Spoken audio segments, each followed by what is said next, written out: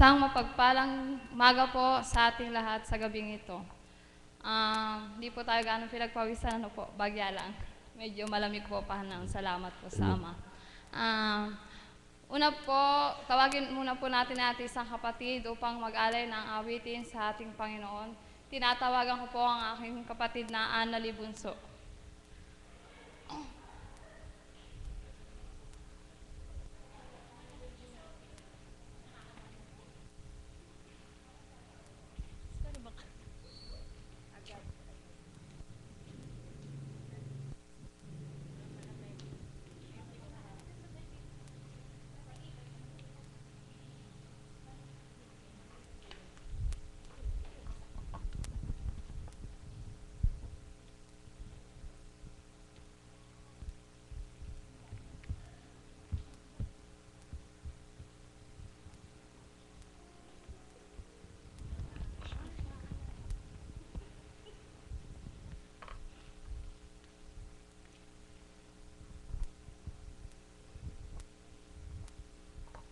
Isang mapagpalang umaga po sa gabing ito. Masurpresa po. May kodigo po ako, ano po. Napakabuti po ng Diyos kasi dapat po kanina to kaya lang po hindi po nagkaroon ng pagkakataon na sapagkat lumuwal po agad ang mahal na apo. Kaya po siguro talagang ito ang nakatakda na awitin. Ano po, nagulat ako kasi hindi ko naasahan, nakala ko miya-miya pa. Ano po, kaya po para po sa inyo lahat. At syempre po sa ating Panginoon na napakabuti.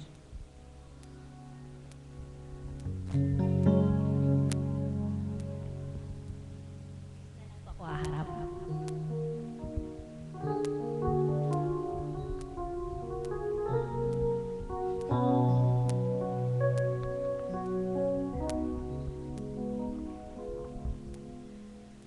In Him alone is our hope.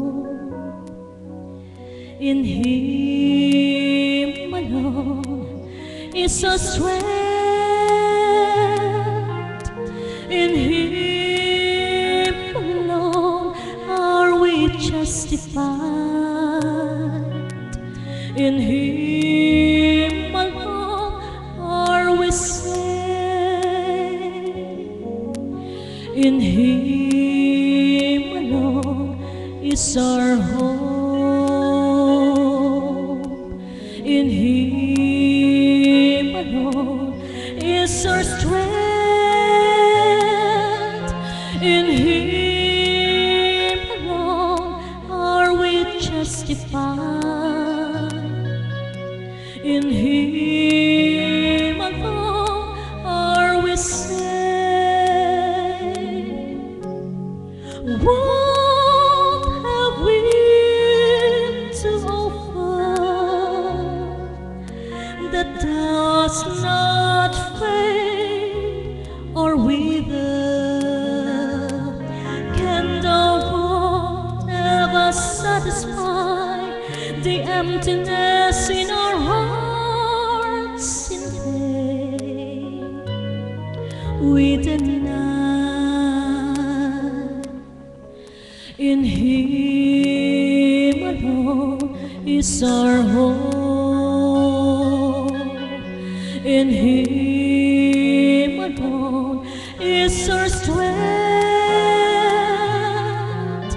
In Him alone are we justified. In Him alone are we saved.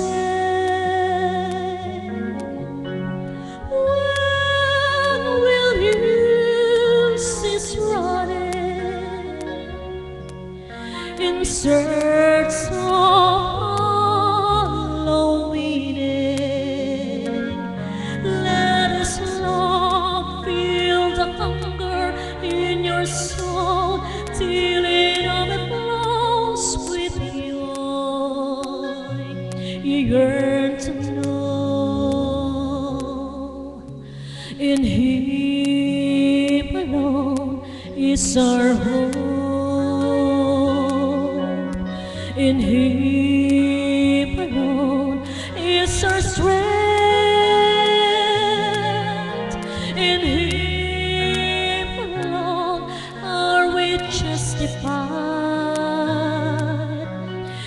Him alone are we saved. In Him alone is our hope. In Him alone is our strength. In Him alone are we justified. In Him alone are we saved. O di po ba? Sa Diyos lamang po. Ano mo, tanging ang Diyos lamang po. Sa Kanya po lahat susumpangan ng lahat. Amen po ba yun? Kaya tunay na dakila at tunay na kabeauty. More daw po, maiksi lang naman po ito. In His time. Kasi dapat po, akma po kasi ito kanina sa ano po, ito po yung pinagpipilian kaninang awitin. Ano po?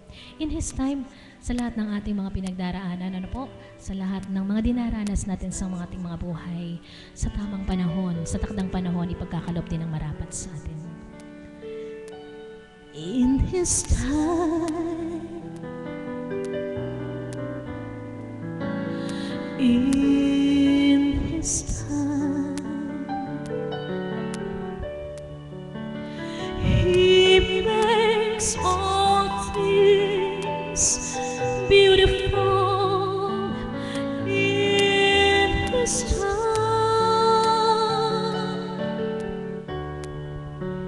Lord, my life to You I pray. Make it song I love to sing. Be to You a lovely thing. In Your time, in Your time,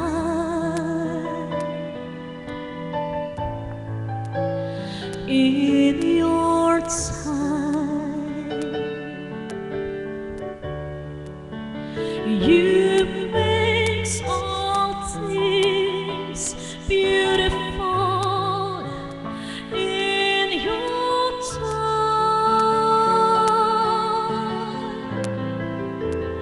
Lord, my life to You I bring. Make it song I have to sing. Be to You a lovely thing. In Your time. Maraming salamat po sa inyong pakikinig.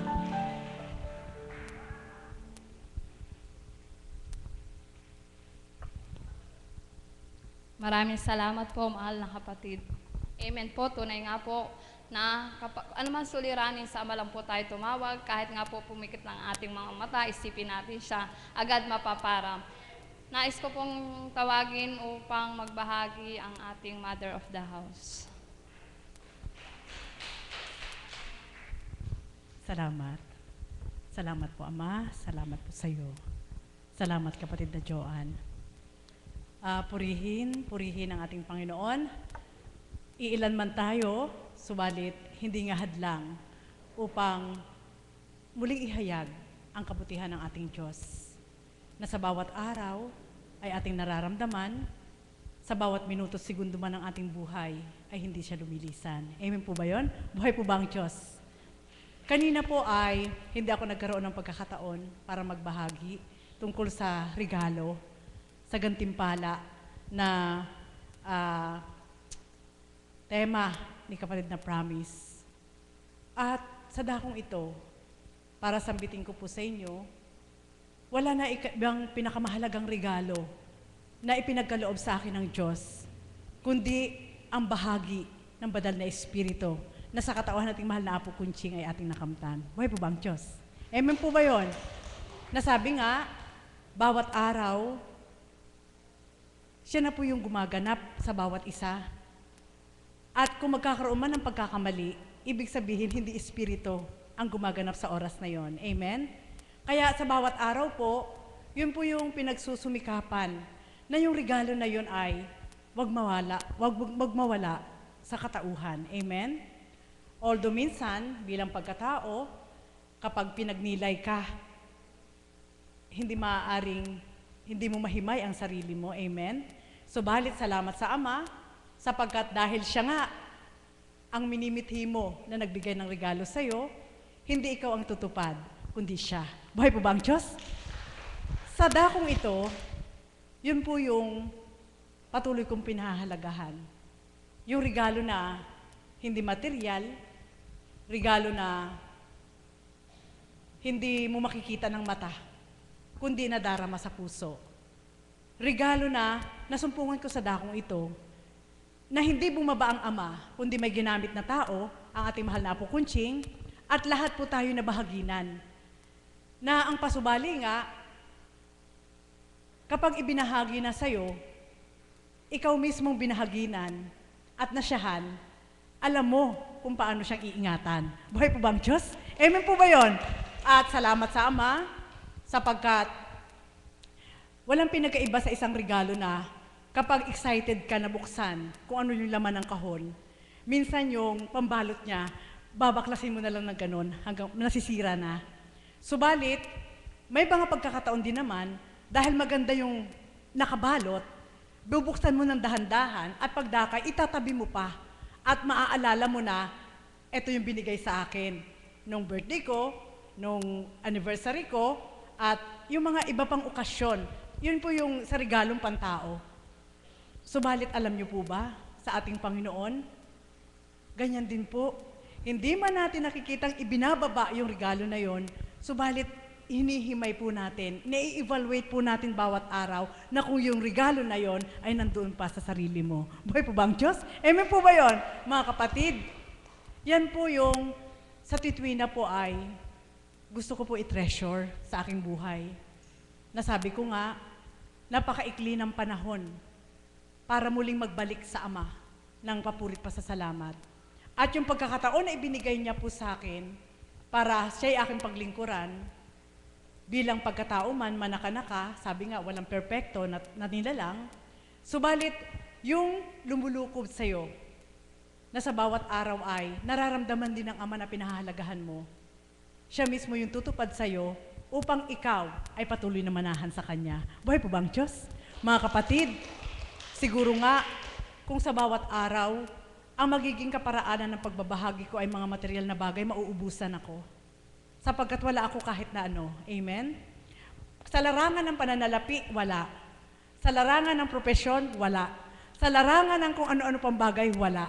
Subalit sa kalooban ng ating Panginoon, wala mang lahat yan na nakikita ng tao. Subalit sa kaloob-looban na ikaw mismo nakadama, yung regalo na yan ay walang makapapantay. Buhay po ba ang Diyos? Kaya mga kapatid, yan po yung nais ko pong ipunto sa bawat isa. Na kapag nadarama, oo, pinahihintulutan ng ating Panginoon na minsan ay parang nais mong lumigwak. Subalit naroon yung saklolo niya na hindi anak, akin ka eh. Buhay po ba ang Diyos? Amen po ba yun? Naroon yung kaukulan na kapag wala ka na, saan ako tutungo, Ama? Hindi anak, hindi kita pababayaan. Buhay po ba ang Diyos? Kaya sa bawat araw, sa bawat minuto na aking nararamdaman, oo, maaari ang lupang katawan ay manghina, subalit sabi nga ni Pablo, di baling mahina ang katawang lupa, subalit ang espiritu ay patuloy na malakas. Buhay po ba ang Diyos? At sa dakong ito, salamat at may isang Apo Kunching na sa Titwina, kung paano siyang ginamit ng ating Panginoon na magtanim sa puso ng bawat isa, patuloy rin po niyang pinangangalagaan sa pamamagitan ng aral. At kung mahihimay ng bawat isa, yun ang patutuon ng Ama na kapag ang ipinunla sa'yo ay lumalago, mismo ang nagpunla sa'yo, hindi kanya pababayaan na madamuhan. Buhay po ba ang Diyos? Amen po ba yun? Opo. Sige, magnilay po kayo. Hindi natin makikita na damo na tutubo. Kundi, kapag nararamdaman ng banal na espiritu na ikaw ay napapaikutan ng mga damo-damo, siya mismo, tutulungan ka niya para mahugot yun, malinis ang paligid nun upang manatiling yumabong kung ano ang tinanggap mo. Buhay po ba ang Diyos? At yan po yung maintenance na ibinibigay ng Diyos sa dakong ito. Amen? Sapagkat, totoo po yun, yung pahayag po kanina, na kung sa mundo nga tayo ng tao, gaano man kalakas ang ating espiritu, kung ikaw lang ang mag-isa na magpapakatotoo, sadyang dadapurakin ka ng tao. Amen po ba yun? Subalit salamat sa Ama, sapagkat sa dakong ito, sa patuloy mong pagmimithi at pagsusumikap na makatupad sa ating Ama, ang ating Ama'y walang kondisyon, kundi patuloy siya nagpapadama kung gaano kanya kamahal, kung gaano kakahalaga, at ikaw tao rin ay magmimithing pahalagahan kung anong kaloob niya sa iyo. Buhay po ba ang Diyos? Mga kapatid, sa buhay ko po ngayon, sabi ko nga po, naroon yung 30% na pagkatao, 70% espiritu. Hindi pwedeng magpantay eh. Sapagkat kung magpapantay, matatalo ang espiritu. Bakit? Kapag pinagnilay ka ng ating Panginoon ukol sa sarili mo, sigurado matatalo ang espiritu. Amen? Opo. Sapagkat isasama mo ang sarili mo. Subalit, kapag ang pinagnilay sa iyo ng Panginoon, ay kung paano siya tumutupad para sa iyo, sigurado, yung 70-30 na yon, hindi na matatalo.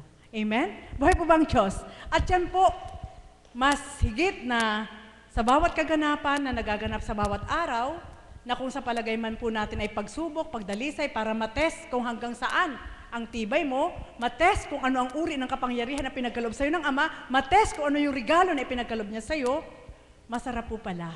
Sapagkat doon sa kasalukuyang pagtahak mo, doon mo naman mararamdaman kung ang ating Ama at ang tunay na espiritu na sumasayo ay hindi siya nawawalay. Buhay po ba ang Diyos? Mga kapatid, nawa po tayong lahat ay patuloy po makapagtibay sa ating Diyos.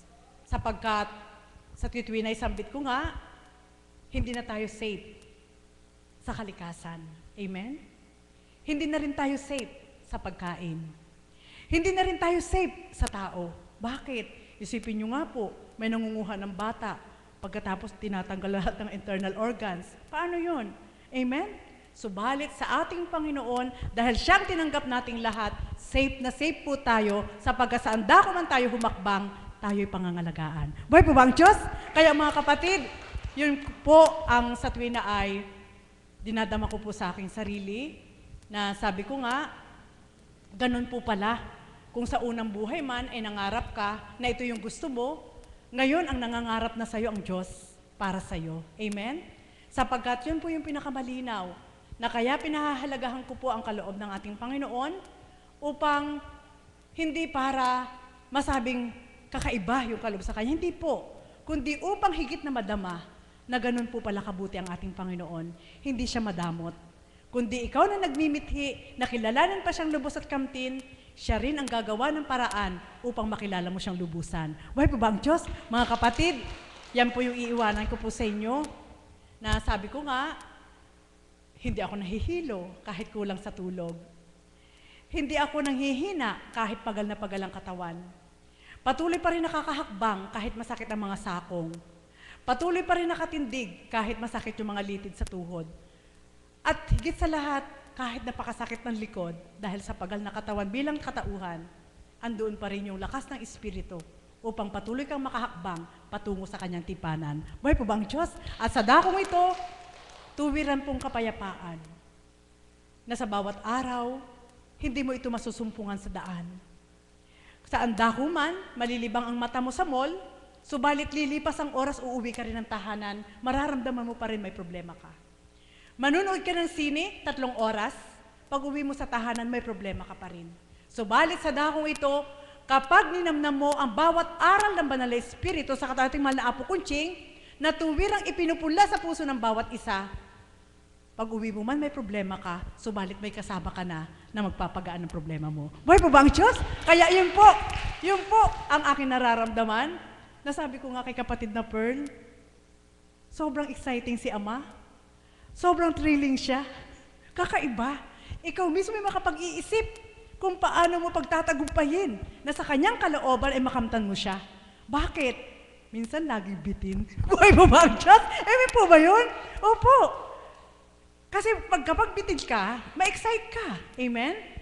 Pero, sa kabila ng lahat, andun pa rin yung pananabik mo para kilalanin siya, lingapin siya, paglingkuran siya, at sa karampot na kaparaanan, maisabuhay ang sa Kanya. Buhay po ba ang Diyos?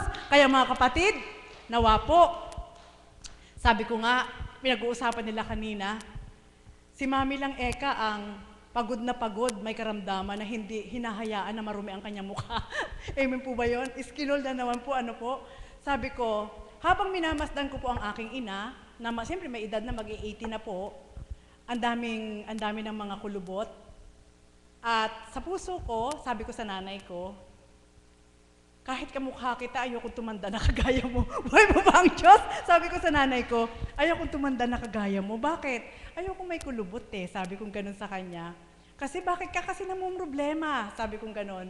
Kaya, pag pinagmamasdan ko po yung mga kapatid ko, sabi po ng mga kababayan namin, hindi sila tumatanda. Subalit, alam niyo po ba? Hindi naman po yung pagpunas ng iskinol na nagpapaganda. Amen? At nagpapabanat. Kundi ang mga aral ng ating Panginoon na kapag hinimay mo, parang gluta tayo, nanunuot mula ulo hanggang talampakan, magbabanat lahat sa katawan mo at do'y mananariwa kung ano ang iyong taglay. Buhay po bang Diyos? Kaya mga kapatid, nawa po, ang kaukulang handog ng ating Panginoon kahit sa pinakamaliit na kaparaanan ay mahimay natin. Walang nasasayang, walang sayang, sapagkat bawat minuto, bawat segundo siya ay tumutupad. At bawat oras, bawat araw, bawat buwan, bawat taon, hindi siya lumiliban. Kaya, mga kapatid, tara na, paglingkuran natin ng Ama. Napakasarap po niyang kasama. Hindi ba natin siya nakikita? Hindi ba natin siya nahahawakan? Subalit kapag bumulong siya sa iyong kaisipan, sigurado, mayroon siyang gagawin sa iyong buhay. At sa bawat araw, sabi ko nga, kapag binabaybay ko po yung aking ginagampanan, bilang tao, hindi ko na ito kaya. Amen? Hindi ko ito kaya. Subalit salamat sa Ama, sapagkat dahil kasama siya, kayang-kaya mo, sapagkat gamit lang niya ang katawang lupa mo. Buhay po ba ang Diyos? Kaya mga kapatid, nawa po sa dakong ito, salamat sa Ama at purihin siya. May isang apo kunching na ginamit, may isang apo kunching na naglahad, may isang apo kunching na nagparaya, at tuwirang tinanggap ang atas ng Ama upang tayong lahat hanggang sa mga oras na ito makinabang, na hindi na kung maghahanap sa kung saan-saan, kundi sa dakong ito, ibinibigay ng Ama ang katotohanan upang ito ang ating masundan at kamtin ang kanyang kaluwalhatian. Muli, magandang umaga po sa gabing ito.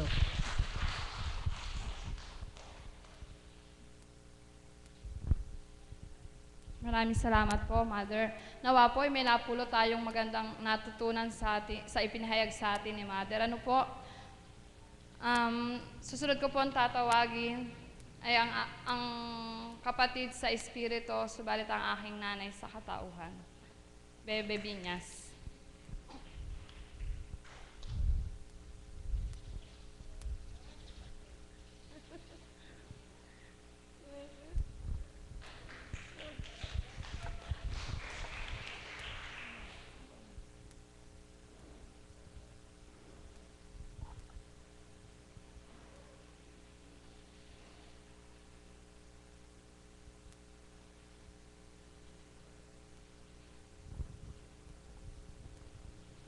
Magandang umaga po sa gabing ito. Ang maibabahagi ko lang po ay tungkol sa nanay ko. Nung pong daling ko siya rito ay talagang siya po ay nawawalan ako ng pag-asa totally na mabubuhay pa siya. Pero sa pagpunta ko rito, inasahan ko ang Ama. Sa kanya ko po ibinigay. Ngayon po, alam niyo po ba, umiinom na po siya ng gatas, pero nung daling ko siya rito, totaling hindi po siya kumakain kahit tubig, kahit ano po. Kaya po 2 ospital ang pinanggalingan niya. Nandali namin dito, hindi pa rin siya kumakain. Kaya po, lubos ako nagpapasalamat sa Ama na talagang manalig lang po tayo. Talagang ibibigay po niya kaparaanan. Ngayon po malakas na, nagsasalita na siya, nakikipagkwentuhan na. Opo, Mother. Talaga pong napakabuti ng Ama. Nagpupuri po ako at nagpapasalamat at talagang binigay niya pa sa amin. Kaya po manalig lang po tayo, talagang bibigay po ng Ama ang bawat kahilingan natin. Yun lang po, maraming salamat.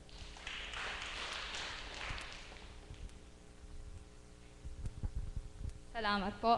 Tama po ang pananalig. Tunay na isang sandata, ano po.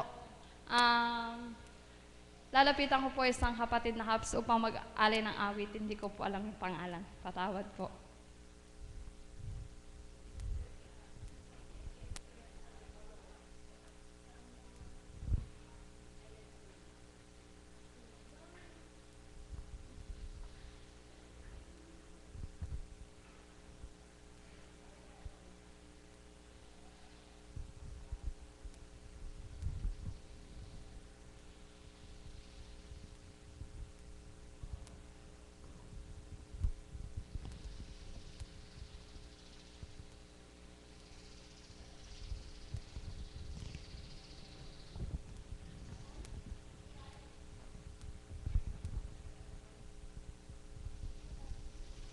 Isang magandang umaga po sa inyo sa gabing ito at tunay pong napakasurpresa ng Panginoon.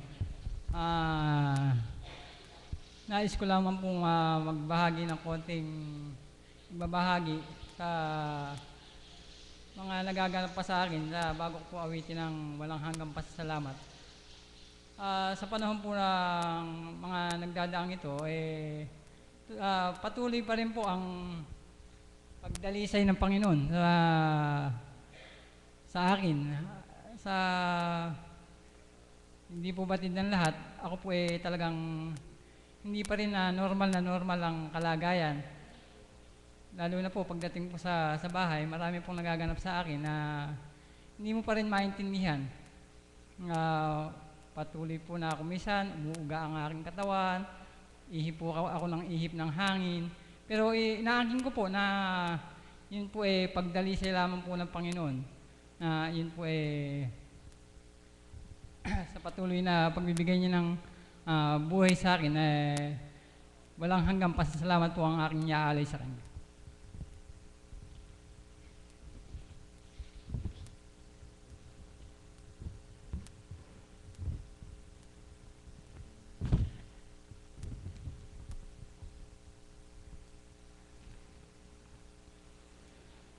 Salamat sa iyo, aming Ama. Salamat sa iyong mga likha. Salamat sa liwanag ng araw at buwan. Salamat sa iyo, O Diyos. Salamat, Panginoong Jesus. Salamat sa iyong pagliligtas. Salamat sa buhay na walang hanggan. Salamat, salamat sa iyo. Walang hanggang pasasalamat ang sa'yo'y aking sasambitin. Maging sa huling sandali ng aking buhay, pasasalamat sa'yo'y walang hanggan. Salamat, Espiritong Banal. Salamat sa liwanag ng buhay. Salamat sa walang hanggang patnubay mo. Salamat sa iyo, O Diyos. Salamat sa iyo, Apo Conchi. Salamat sa iyong sakripisyo. Salamat sa walang sawang paggabay mo. Salamat, salamat sa iyo.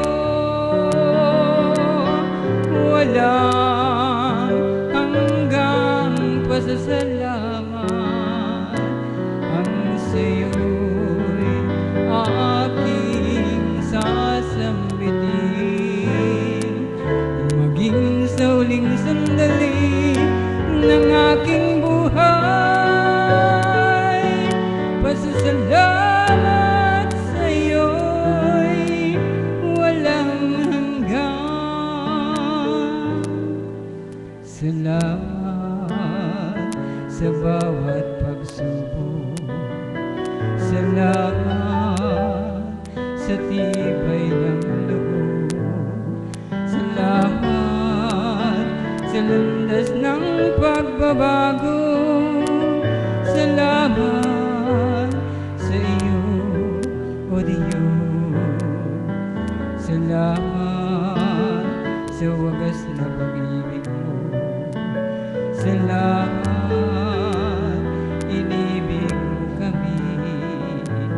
Salamat sa mga taong nagmamahal. Salamat, salamat sa iyo. Walang hanggang pasasalamat ang sa'yo'y aking sasambitin. Maging sa uling sandali ng aking buhay, pasasalamat sa'yo, pasasalamat sa'yo'y walang hanggan.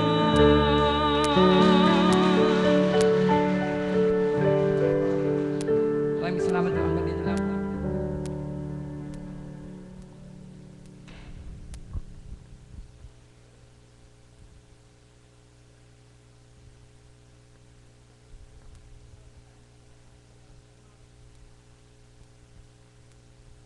Ang tatawagin ko po ay isa pa po uling mag-aalay ng awitin. Tinatawag ko po ang kapatid na Pilar Mananghaya.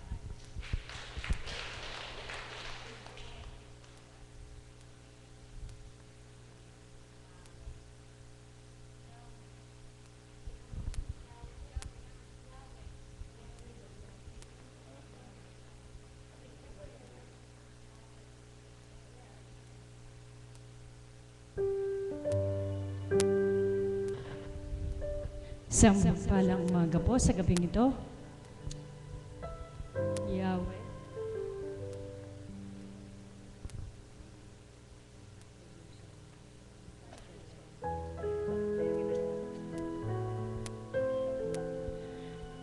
Tunay nga pong kay sarap tumindig sa harapan at buong pusong mag-alay sa ating Panginoon. Amen po ba?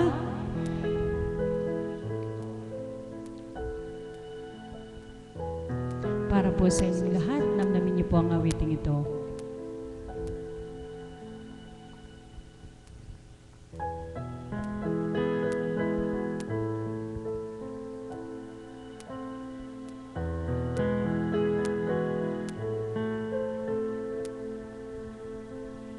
Yahweh, alam kong ika'y naririto. Lagi na tuwi na sa tabi ko. Sa kapahamakan iniligtas ako. Sa buhay na walang hanggan, kay mo.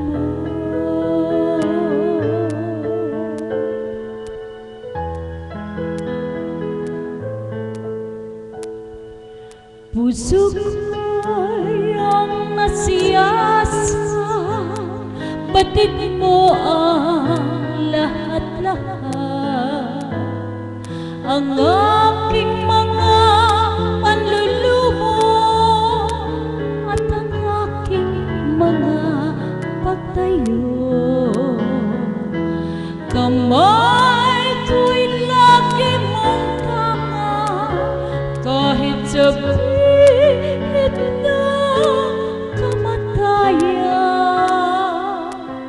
Iyakap mo ako sa iyong bisig,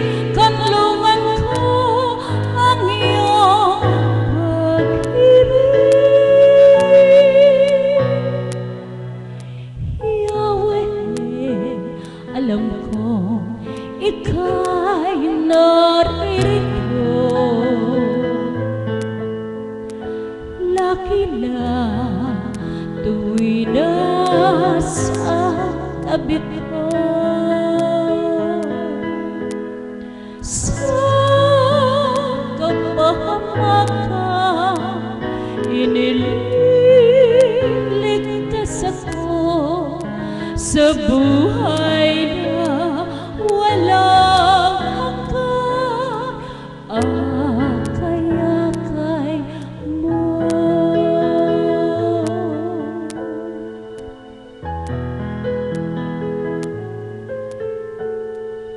Pag-ibig mo'y santatakasan sa rurok ng langit kailanman.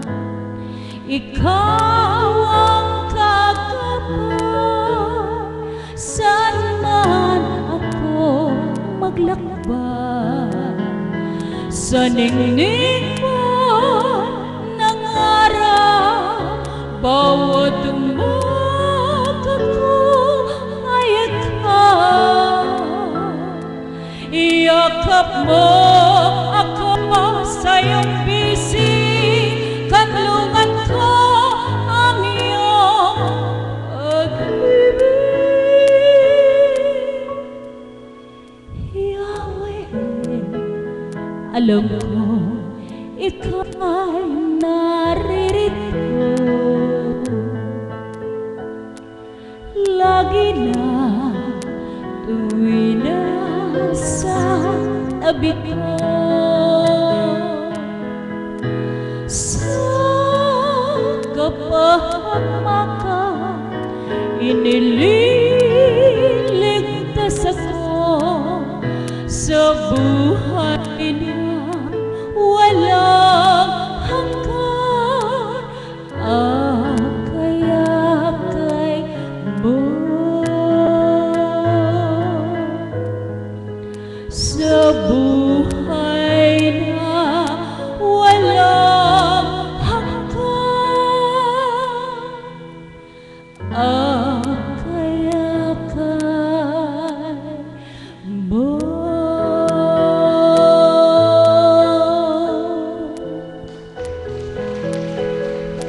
Salamat po, Ama. Salamat po. Maraming salamat po, mahal na kapatid, sa isang magandang awitin. Napapikit po ang marami. Nagandaan po sa iyong awit. Pwede na po ba? Ang tatawag po ako. Tatawag po ako na isang magbabahagi. Tinatawag ko po si kapatid na Opelia.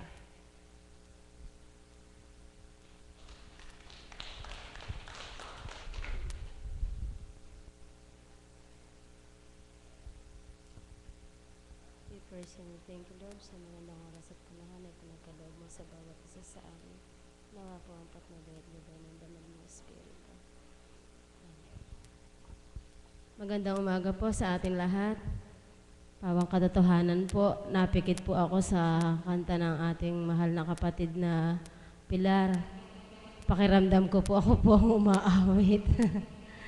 Napakasarap po sa pakiramdam kapag po talaga ang Panginoon ang nadarama mo sa ating puso. Ang may babahagi ko po sa inyo sa umagang ito,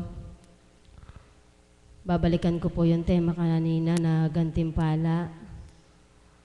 Napakasarap po nung bahaginan kaninang na ipinagkaloob ng ating Panginoon, gantimpala. Paano nga po ba mararamdaman ng bawat isa sa atin yung gantimpalang mula sa Ama? Sa salitang tao po, sadya nga po sasabihin, gantimpala, simple. Pero po sa kalooban ng Ama, kung uhukayin po natin yung kalaliman niya, sadya nga pong walang makakatupad na tao, kundi po sa patnubay at gabay ng banal na Espiritu. Kaya po natin maihimay yung gantimpala na ipagkakalob sa atin ng Panginoon. Bawat isa po sa atin may gantimpala, hindi lamang po nabibigyan ng tuon ng bawat isa sa atin, sapagkat ako man po sa unang buhay ko, ganun din po. Ang alam ko lamang pong gantimpala mula sa tao. Subalit sa Panginoon, wala po akong alam na gantimpala. isang malaking gantimpala po na ipinagkaloob sa akin ng Panginoon, yung makilala ko po siya, madama ko siya, kung papaano siya kumilos sa aking buhay, kung paano siya nagpadama sa aking pamilya, bagamat wala man lang po sila dito. Subalit, alam ko po, bawat isa po sa aking pamilya, magantimpala po siyang ipinagkaloob. Kaya bilang isang lingkod ng Diyos sa bawat araw ng aking buhay, yung gantimpalang ipinagkaloob sa akin ng Panginoon, ayoko pong mamatay. Sapagkat pag po iyon ang nawala sa aking buhay, wala na pong saysay ang aking buhay. Sapagkat paano ka nga po bang mabubuhay bilang tao lamang kung wala ang Diyos sa iyong buhay? Mahirap pong tumupad bilang tao. Subalit sa patnubay at gabay ng ating banal na Espiritu, doon lamang po natin mararamdaman ang tunay na gantimpalang ipagkakalob ng ating Panginoon. Kaya sa bawat araw po ng aking buhay, walang hanggang paburit pasasalamat po ang ibinabalik ko sa ating Panginoon at sa ating mahal na Apo Kunching, sapagkat kulang isang Apo Kunching. Yung gantimpalang tinatamasa po ng bawat isang lingkod ng Diyos, hindi po natin makakamtan kung ganang atin lamang po. Kaya yun po ang sa bawat araw na pinagsusumakitan at pinagsusumakitan ko po na madama sa aking buhay na maibahagi ko po sa aking pamilya. Yun lamang po at maraming umaga po sa inyo lahat.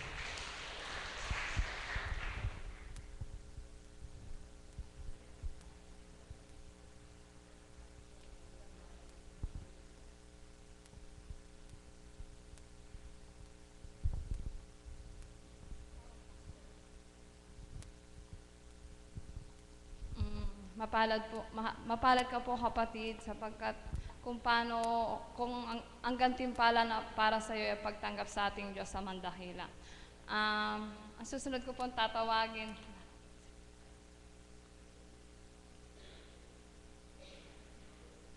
kapatid na Lando.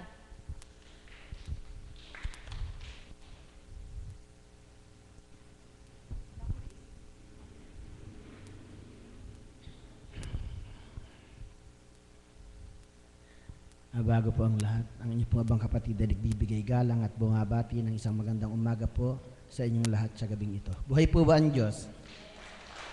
Mga kapatid, katotohanan na ang Diyos ay buhay.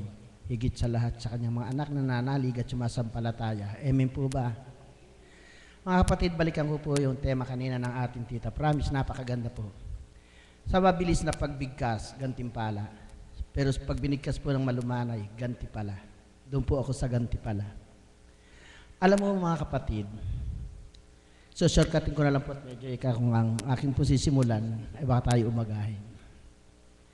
Mga kapatid, mula nang ako po yung madako sa banalang dambanang ito, marami po ang pagbabago sa buhay ko. Bagamat hindi po lubos, pero binabago. At sa pagbabago pong palang yaon, ay may nakalaan na ganti ang Diyos na buhay sa buhay ko. Mga kapatid, sa tuwin ay aking nabibigkas sa inyo sa pagdindig ko sa harapan ito. Mayroon po akong karamdaman, subalit kung inyo po magmamasdan, parang napakasigla ng aking katawan. Opo, masigla katawan ko. Sapagkat ako po may nanananga sa salita ng Diyos. Kapatid, magpakatatag ka at huwag matitinag. Magpakasipag ka sa gawain para sa Panginoon. Yamang alam mong yan ay di magbabago at kailanman. At sa iyong pagpapagal, tatamuhin mo ang buhay na walang hanggan. Yan po ang aking pinanaligan. Hindi lamang po yung mga kapatid, pagdating po naman sa aking mga anak. Kasama na rin po sa aking pagsasakripisyo ang buo kong pamilya, ang aking mga anak, ang aking mga apo. Sapagkat sa tuwin na nga po nananangan ako sa salita ng ating Diyos Amang Dakila at ng Banal na Espiritu sa katuhan ng ating mahal na Apo Kunching, na kailanman ay di niya ako pababayaan hanggang sa aking kaapu-apuhan. Yan po ang aking pinananganan kung kaya ako po ay nagiging matatag sa araw-araw At sa tuwin na ako'y naririto sa banal dambana at sa tuwin ay tumitindig upang magpuri at magpasalamat sa ating Diyos Amang Dakila. Napakarami pong ganti ang mga pinagkaloob sa akin ng ating Diyos Amang Dakila. Hindi lamang po sa material na bagay. Sa mga katulad po sa aking kabiyak ng puso, napansin po ninyo na siya po ay panakanaka ay may nararamdaman sa kanyang pangatawan. Kasama ko rin po siya sa aking pagbabata, pagsasakripisyo, pagsusumakit. At doon ko po na sumpungan, ang Diyos ay buhay sa dakong ito. Gumawa ka ng kabutihan sa kapwa mo. Yung po pala ay may ganti ng ating Diyos Amang Dakila. Kaya mga kapatid, sa bawat araw na ginugugol natin sa banal dambanang ito, o oras man, huwag po nating panghinayangan, sapagkat ang bawat ginagawa natin ay may ganti para sa ating Panginoon. Maraming salamat po at muli magandang gabi po sa gabing ito.